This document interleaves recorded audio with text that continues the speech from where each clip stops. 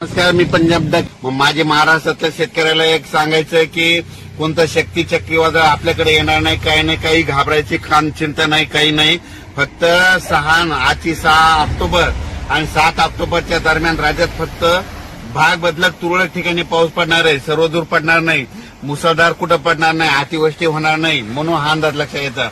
पण काय झालं, टीव्हीला बातमीमध्ये बरेच मला शेतकऱ्याचे फोन आले, एखादं चक्रीवादळ येईल का. मी म्हटलं तुम्हाला कोण म्हटलं, तर ते म्हणले बातमी चालू आहे. तर महाराष्ट्रातले सर्वप्रथम शेतकऱ्याला सांगू इच्छितो, कोणतं काही चक्रीवादळ काही आपल्याकडे येणार नाही, काही नाही. फक्त आज आणि उद्याच्या दिवसात थोडं भाग बदलत पाऊस पडणार आहे, म्हणून हा अंदाज लक्षात येतात. दररोज वेगवेगळ्या भागात या 2 दिवसामध्ये पाऊस असणार आहे, म्हणून हा अंदाज लक्षात येतात. पण राज्यातल्या शेतकऱ्याला सांगू इच्छितो की तुम्ही काय करा, 15 तारखेपर्यंत जशी सोयाबीन काढायची तशी काढून घ्या, झाकून ठेवा, नासा मशीनमधून काढून घ्या. कारण की राज्यात आता 15 तारखेपर्यंत हवामान कोरडं राहणार आहे, म्हणून हा अंदाज लक्षात यायचा. राज्यात सध्या तरी असं मोठ्या पावसाचं सध्या तरी वातावरण नाही. फक्त पाऊस पडणारे अर्ध्या तासाचा पडेल, 10 मिनिटाचा पडेल, 20 मिनिटाचा पडेल, कुठं रिमझिम पडेल, पण सर्वदूर असं सगळीकडे पाऊस पडणार नाही, म्हणून हा अंदाज लक्षात यायचा.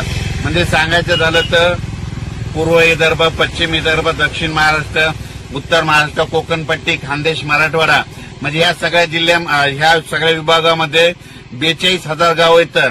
तर ह्या 42,000 गावामध्ये सगळीकडे पाऊस नाही पडणार. फक्त 10,000 गावामध्ये पाऊस पडत, सगळीकडे काही पडणार नाही. त्याच्यामुळे काही चिंता करायची गरज नाही. जसं तुम्हाला सोयाबीनला वेळ भेटेल, तुम्ही काय करा, तसं सोयाबीन काढून घ्या आणि जसं दुपारपर्यंत काढा, वाटल्यास उचला, गोळे लावून घ्या. असं केल्याच्या नंतर तुमची सोयाबीन सुखरूप घरी येणार आहे. पण राज्यात मात्र खूप असा काही मोठा पाऊस पडणार नाही, म्हणून हा अंदाज सर्व शेतकऱ्यांनी लक्षात घ्यायचा. 7 तारखेच्या नंतर हे पाऊस बंद झाल्याच्या नंतर 8, 9, 10 पासून राज्यात चांगली धुराळी धुके येणारे, जाळे धुई येणारे. जाळे धुई आले की लगेच शेतकऱ्यांनी स्वतःच समजून घ्यायचं की 12 दिवसाला पाऊस निघून जातो, म्हणून ही सगळ्यात महत्वाचा अंदाज सगळ्यांनी लक्षात यायचा. म्हणजे 8 तारखेपासून राज्यात धुके धुराळे देखील येणार आहे, म्हणून हे लक्षात यायचं. विदर्भातल्या शेतकऱ्याला सांगू इच्छितो की 8 तारखेच्या नंतर तुम्ही काय सोयाबीन काढायचं काढून घ्या, कारण की 8 तारखेच्या नंतर तुमच्याकडे काही पाऊस येणार नाही. 8-9च्या दरम्यान फक्त नाशिककडं, म्हणजे नाशिक कोकणपट्टी, म्हणजे तिकडं नाशिक, संगमनेर, जुन्नर त्या पट्ट्यामध्ये थोडाफार 8-9च्या दरम्यान तुरळक ठिकाणी पाऊस येणार आहे. पण विदर्भात माझा 8च्या नंतर परत मराठवाड्यात पाऊस काय येणार नाही, म्हणून परत सोयाबीन सोंगणी करण्याला काही हरकत नाही, म्हणून हा अंदाज लक्षात यायचा. 10च्या नंतर बऱ्याच ठिकाणचा राज्यातला पाऊस गेलेला दिसत.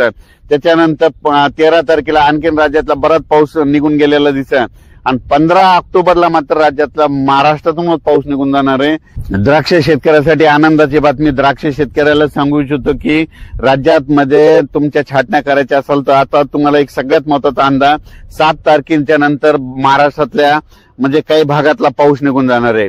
त्याच्यानंतर 10 ऑक्टोबरला काही भागातला निघून जाणार आहे आणि 13 ऑक्टोबरला जवळपास 90% भागातला जाईल. पण 15 ऑक्टोबर पासून महाराष्ट्रातला पाऊस निघून जाणार आहे, म्हणून द्राक्ष शेतकऱ्यासाठी आनंदाची बातमी आहे. म्हणून हे देखील द्राक्ष शेतकऱ्यांनी नियोजन करायचं.